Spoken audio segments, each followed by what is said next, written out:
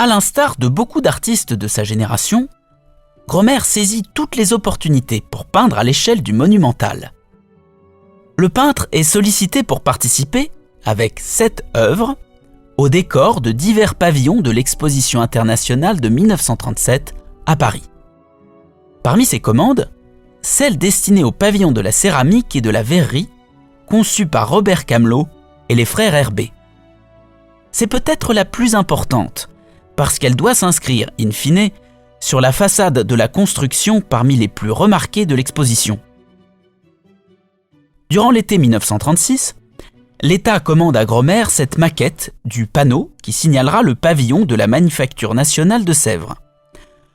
L'œuvre définitive, de 48 mètres carrés, sera réalisée en céramique polychrome avec 180 carreaux.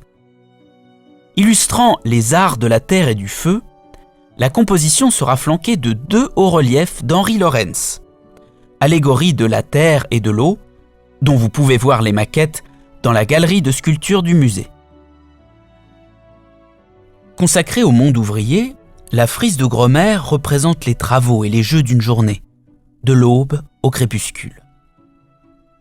L'axe central est marqué par une porteuse d'eau.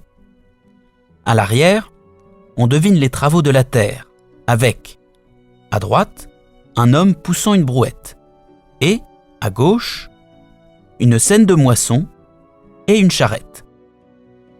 La symétrie est parfaite. À gauche, la lune. À droite, le soleil. À gauche, les bateaux. À droite, la ville lointaine. Tout indique une impression de détente et de jeu. Pour répondre à la commande, Gromer associe les éléments constitutifs de la céramique. La terre, au centre, entourée par l'eau. Le feu, au loin, avec le soleil, la lune et les étoiles. Et quelques objets du monde de la céramique. Bols, cruches et autres jarres, par ailleurs symboles de la vie quotidienne. Ces images paraissent surtout illustrer l'harmonie des temps libres auquel aspire la classe ouvrière. Ce message politique résonne en écho au congé payé, institué par le Front populaire à l'été 1936, au moment où Gromer travaille à sa composition. L'œuvre sera aussi titrée, avec l'accord de l'artiste, « Les loisirs » ou « Les temps libres ». Démonté à l'issue de l'exposition, le grand panneau de céramique est placé en 1954 sur le pignon du lycée de Barentin, près de Rouen.